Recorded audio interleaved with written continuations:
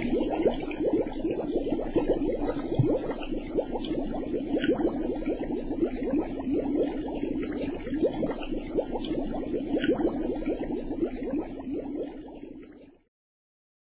الله الرحمن الرحيم. الحمد لله والصلاة والسلام على رسول الله وعلى آله وأصحابه أجمعين، أما بعد. ناظرین کرام، السلام علیکم ورحمۃ اللہ وبرکاتہ۔ مسلمان کے شب و روز کے عنوان سے اس پروگرام کے ہمراہ ہم آپ کی خدمت میں حاضر ہیں۔ آج کی اس ملاقات میں ہمارا موضوع گفتگو ہے جنتی شخص۔ رسول اللہ صلی اللہ علیہ وسلم نے ایک بار جب کہ وہاں مسجد نبوی میں بہت سے صحابہ کرام رضوان اللہ علیہم اجمعین تشریف فرما تھے، تب آپ صلی اللہ علیہ وسلم نے انہیں مخاطب کرتے ہوئے یوں ارشاد فرمایا کہ یطلع علیکم الآن رجل من اہل الجنہ، ابھی تمہارے سامنے ایک شخص آنے والا ہے جو کہ جنت والوں میں سے ہے۔ آپ صلی اللہ علیہ وسلم نے جب یہ ارشاد فرمایا تو ظاہر ہے کہ تمام صحابہ کرام جو اس موقع پر وہاں موجود تھے وہ نہایت بے قراری کی کیفیت میں دروازے کی جانب دیکھنے لگے کہ کون ہے وہ خوش نصیب ترین انسان جو کہ ابھی یہاں اندر داخل ہونے والا ہے، اور جس کے بارے میں آپ صلی اللہ علیہ وسلم نے ابھی یہ یادگار الفاظ ارشاد فرمائے ہیں کہ وہ جنتی ہے۔ چنانچہ انصار مدینہ میں سے ایک شخص اندر داخل ہوا، اور اس کے بعد یہ راوی انس بن مالک رضی اللہ عنہ فرماتے ہیں کہ جب دوسرا دن ہوا تب بھی آپ صلی اللہ علیہ وسلم نے اپنے یہی الفاظ دہرائے، فرمائے کہ یطلع علیکم الآن رجل من اہل الجنہ، کہ ابھی تمہارے پاس آنے والا ہے ایک شخص جو کہ جنتی ہے، اور سبھی لوگ دروازے کی جانب دیکھنے لگے۔ اور تب دوسرے دن بھی وہی انصاری شخص مسجد میں داخل ہوا، اور پھر تیسرے روز بھی یہی معاملہ درپیش آیا کہ آپ صلی اللہ علیہ وسلم نے اپنے یہی الفاظ ارشاد فرمائے، اور پھر وہی شخص تیسرے دن بھی مسجد میں اندر آیا۔ تو یہ راوی انس بن مالک رضی اللہ عنہ فرماتے ہیں کہ تیسرے دن ایسا ہوا کہ جب یہ انصاری شخص کہ جس کے بارے میں رسول اللہ صلی اللہ علیہ وسلم نے یہ کلمات ارشاد فرمائے تھے کہ یہ جنتی شخص ہے، جب یہ مسجد سے نکل کر روانہ ہوا تو وہاں موجود حضرات صحابہ کرام میں سے عبداللہ بن عمرو بن العاص رضی اللہ عنہ وہ اس کے پیچھے روانہ ہو گئے، اور راستے میں اسے روک کر انہوں نے یعنی عبداللہ بن عمرو بن العاص نے اس انصاری شخص کو یوں کہا کہ مجھے کوئی مجبوری درپیش ہے کہ کسی مجبوری کی بنا پر میں 3 دن اپنے گھر نہیں جا سکتا، لہذا اگر آپ مجھے اجازت عنایت فرمائیں کہ 3 دن میں آپ کے گھر میں رہائش اختیار کر سکوں، تو جواب میں اس انصاری شخص نے اسے مرحبا کہا اور ان کی اس بات کو قبول کیا۔ چنانچہ یہ عبداللہ بن عمرو بن العاص رضی اللہ عنہ فرماتے ہیں کہ میں 3 دن 3 رات ان کے گھر میں رہا، اور یہ کہ مجھے اس شخص کا کوئی ایسا خاص اچھا عمل تو نظر ہی نہیں آیا، اور میں در حقیقت یہ جاننا چاہتا تھا کہ وہ کیا خاص عمل ہے جو یہ انجام دیتا ہے، اور جس عمل کی بدولت اس کا اس قدر عظیم ترین مقام و مرتبہ ہے کہ دنیا میں ہی یہ چلتا پھرتا جنتی انسان دنیا کی زندگی میں ہی جسے رسول اللہ صلی اللہ علیہ وسلم نے یہ خوشخبری سنا دی ہے۔ اس عظیم ترین خوشخبری سے شاد کام فرما دیا ہے کہ یہ جنتی ہے۔ یہاں دنیا میں اس زمین پر چلتا پھرتا یہ جنتی شخص تو شاید کوئی بہت ہی اہم ترین عمل یہ انجام دیا کرتا ہوگا۔ ظاہر ہے کہ اس عمل کے بارے میں ہمیں بھی علم ہونا چاہیے، تو یہی جاننے کی غرض سے یہ اس کے گھر میں رہے 3 دن، لیکن یہ کہتے ہیں کہ مجھے تو کوئی ایسا خاص عمل نظر ہی نہیں آیا کہ ہر کوئی عام مسلمان جس طریقے کے مطابق اپنی عام معمول کی زندگی اور معمول کے شب و روز بسر کیا کرتا ہے تو وہی اس کے بھی وہی معمولات تھے، کوئی بھی خاص عمل نظر نہیں آیا۔ تو یہ کہتے ہیں کہ آخر جب 3 دن مکمل ہو گئے تب میں نے ان سے یوں کہا کہ مجھے کوئی مجبوری نہیں تھی، میں نے تو صرف اس مقصد کی خاطر آپ کے ہاں 3 دن رہائش کی، آپ سے گزارش کی تھی کہ میں دیکھ سکوں کہ آخر آپ کا وہ کون سا خاص عمل ہے کہ جس کی بنا پر رسول اللہ صلی اللہ علیہ وسلم نے 3 دن مسلسل آپ کے بارے میں یہ الفاظ فرمائے کہ ابھی ایک جنتی شخص اندر آنے والا ہے، اور 3 دن مسلسل آپ ہی اندر تشریف لائے، تو آخر یہ کیا معاملہ ہے؟ مجھے تو کوئی ایسا خاص عمل نظر نہیں آیا۔ تو یہ بات سن کر جواب میں وہ انصاری صحابی رضی اللہ عنہ یوں فرمانے لگے کہ دیکھیے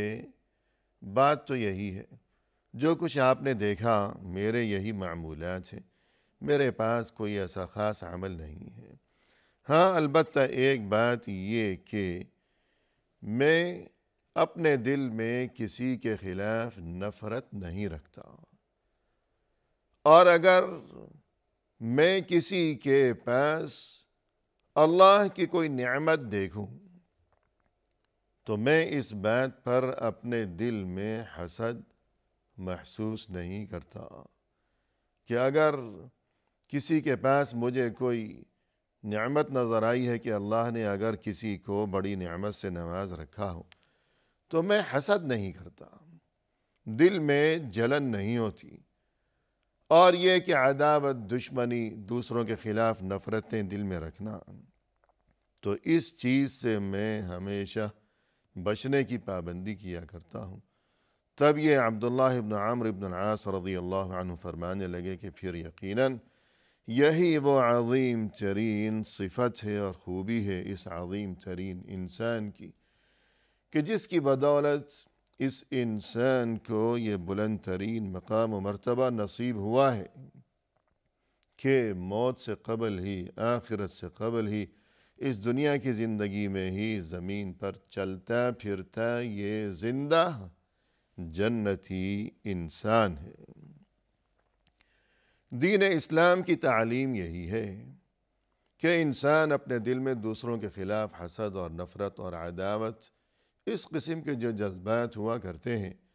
ان جذبات سے ہمیشہ پرہیز ہی کیا کرے، کیونکہ اس قسم کے جو جذبات ہیں ان کی وجہ سے انسان کی صحت بھی متاثر ہوتی ہے اور انسان کی آخرت بھی برباد ہوتی ہے، انسان کی دنیا بھی خراب ہوتی ہے کہ اس میں نقصان ہی نقصان ہے اور اس میں خسارہ ہی خسارہ ہے بہرحال۔ جیسے کسی نے کہا لما عفوت ولم احقد على احد ارحت نفسی من ہم العداوات، کہ وہ دن ہے اور آج کا دن ہے کہ جس دن میں نے یہ طے کر لیا تھا کہ میں اپنے دل میں کسی کے خلاف نفرت اور عداوت نہیں رکھوں گا، بس اس دن سے میرے دل کو ہمیشہ کے لیے راحت اور سکون کی نعمت نصیب آ گئی ہے کہ جب سے میں نے یہ عزم کیا کہ آج کے بعد میں اپنے دل میں کسی کے خلاف نفرت نہیں رکھوں گا، تو مجھے سکون میسر آ گیا کہ ایسی زندگی کہ جس میں سکون کی نعمت ہے، کہ جس میں راحت ہے، جس میں آرام و اطمئنان ہے، جس میں کوئی بے قراری نہیں ہے، جس میں کوئی بے تابی نہیں ہے، کوئی پریشانی نہیں ہے، کوئی عذاب نہیں۔ جیسے کہا جاتا ہے کہ ایک بار کسی شخص کی نظر پڑی کسی ضعیف اور عمر رسیدہ انسان پر، جو کہ اس قدر بوڑھا اور عمر رسیدہ ہونے کے باوجود کافی صحت مند نظر آ رہا تھا۔ تو اس شخص کو تعجب ہوا کہ یہ اتنی عمر ہے اس کی، زیادہ عمر رسیدہ، لیکن اس کے باوجود یہ تندرست ہے اور یہ کہ چست و توانا ہے، اس قدر صحت مند ہے۔ لہذا اس سے تو ضرور اس کی اس صحت کا اور تندرستی کا راز معلوم کرنا چاہیے کہ کیا راز ہے اس بڑھاپے میں بھی اس کی صحت مندی و تندرستی کا۔ تو گیا اس کے پاس اور اس سے دریافت کی یہ بات کہ جناب آپ کی اس صحت کا کیا راز ہے، ماشاء اللہ اس قدر عمر رسیدہ ہونے کے باوجود۔ تو اس نے یوں جواب دیا کہ ترکت الحسد فبقی الجسد، میں نے حسد کو چھوڑ دیا تو اس کا نتیجہ یہ ہوا کہ بقی الجسد، میرا جسد، میرا جسم یہ تندرست و توانا رہ گیا، سلامت رہ گیا۔ یعنی حسد ہے ایک طرف اور دوسری طرف ہے جسد۔ حسد، جسد، جسد یعنی جسم۔ اگر انسان اپنے دل میں حسد کو پالے گا تو جسد یعنی جسم باقی نہیں رہے گا۔ یہ حسد اس کے جسد کو یعنی جسم کو، صحت کو برباد کر ڈالے گا۔ یہ حسد اسے کھا لے گا، لیکن اس نے اپنے دل میں حسد کو نہیں پالا، حسد کو چھوڑ دیا، تو نتیجہ یہ ہوا کہ جسد یعنی جسم سلامت رہ گیا، کہ اس قدر بوڑھا ہے، عمر رسیدہ ہے، لیکن جسمانی صحت اس کی خوب عمدہ ہے، برقرار ہے۔ الغرض دل کو حسد سے، نفرتوں سے، عداوتوں سے پاک اور صاف رکھنا، یہی تمام گزشتہ ادیان میں بھی تعلیم دی گئی ہے اور دین اسلام میں بھی یہی تعلیم دی گئی ہے۔ قرآن کریم میں اللہ سبحانہ و تعالی نے اپنے نبی صلی اللہ علیہ وسلم کو مخاطب کرتے ہوئے ارشاد فرمایا، خذ العفو وأمر بالعرف وأعرض عن الجاہلین۔ اے ہمارے نبی صلی اللہ علیہ وسلم، آپ ہمیشہ عفو و درگزر کو اپنائیے اور یہ کہ بھلائی کا حکم دیتے رہیے، اور یہ کہ جو ناسمجھ قسم کے لوگ ہیں آپ ان سے روگردانی کیجئے، ان سے منہ موڑ لیجئے۔ تو یہی سبق اور یہی حکم در حقیقت قرآن کریم میں اللہ عز و جل کی جانب سے اپنے نبی صلی اللہ علیہ وسلم کی وساطت سے ہم سبھی کے لیے ہے کہ عفو و درگزر سے کام لیا کرو، اور یہ کہ بھلائی کا حکم دیتے رہو، اور یہ کہ جو کوئی ناسمجھ قسم کا انسان ہو، اگر وہ کبھی کوئی نامناسب قسم کی بات کرے ہمارے سامنے، تو اس سے الجھنے کی بجائے ہمیں تعلیم یہ دی گئی ہے کہ وَأَعْرِضْ عَنِ الْجَاهِلِينَ، کہ اس قسم کے مواقع پر ہم اس سے الجھنے کی بجائے، معاملے کو اور تلخی کو بڑھانے کی بجائے، اور یہ کہ نفرتوں اور رنجشوں کو بڑھانے کی بجائے ہمیں چاہیے کہ ہم اس سے منہ پھیر لیں، روگردانی کریں، اور یہ کہ بات کو بدل دیا جائے۔ رسول اللہ صلی اللہ علیہ وسلم نے ایک موقع پر یوں ارشاد فرمایا، اپنے ایک صحابی عقبہ ابن عامر رضی اللہ عنہ کو مخاطب کرتے ہوئے فرمایا کہ یا عقبہ صل من قطعک وأعط من حرمک واعف عمن ظلمک۔ دیکھو اے عقبہ، جس کسی نے تم سے تعلق توڑ ڈالا ہو تم اس سے تعلق جوڑ کر رکھو، جس کسی نے تم سے اپنا رشتہ توڑ ڈالا ہے تم اس سے رشتہ جوڑ کر رکھو، یہ ایک بات۔ اور دوسری بات یہ کہ وَأَعْطِ مَنْ حَرَمَكَ، جس کسی نے تمہیں محروم کیا ہو تم اسے دو۔ کسی نے اگر تمہیں محروم رکھا ہے کہ اس کے ہاتھ میں، اس کے اختیار میں، کہ وہ کوئی با اختیار قسم کا انسان تھا، یا فرض کیجئے کہ پڑوسی ہے، رشتہ دار ہے، یا کوئی بڑا ہے، یا کوئی بھی ہے، کہ سبھی کو کچھ دیا، تمہیں نہیں دیا، تمہیں محروم رکھا، لیکن تم جواب میں ایسا نہ کرو، تم اسے محروم مت رکھو، تم اسے دو۔ اور تیسری بات یہ کہ وَاعْفُ عَمَّنْ ظَلَمَكَ، جس کسی نے تم پر ظلم کیا ہو تم اسے معاف کر دو، کہ ظلم و زیادتی کا جواب ظلم و زیادتی سے نہ دینا، بلکہ ظلم جس کسی نے کیا ہو تو جواب میں تم ظالم کو معاف کر دینا۔ تو یہ ہیں قیمتی ترین تعلیمات محسن انسانیت، رسول انسانیت، یعنی رسول اللہ صلی اللہ علیہ وسلم کی جانب سے۔ قرآن کریم میں ارشاد ربانی ہوا، فرمایا کہ فَمَنْ عَفَا وَأَصْلَحَ فَأَجْرُهُ عَلَى اللَّهِ، جس کسی نے معاف کر دیا اور صلح کی کوشش کرتا رہا تو اس کا اجر و ثواب تو خود اللہ کے ذمے ہے۔ اسی طرح فرمایا قرآن کریم میں فَاعْفُ عَنْهُمْ وَاصْفَحْ إِنَّ اللَّهَ يُحِبُّ الْمُحْسِنِينَ، تم معاف کر دیا کرو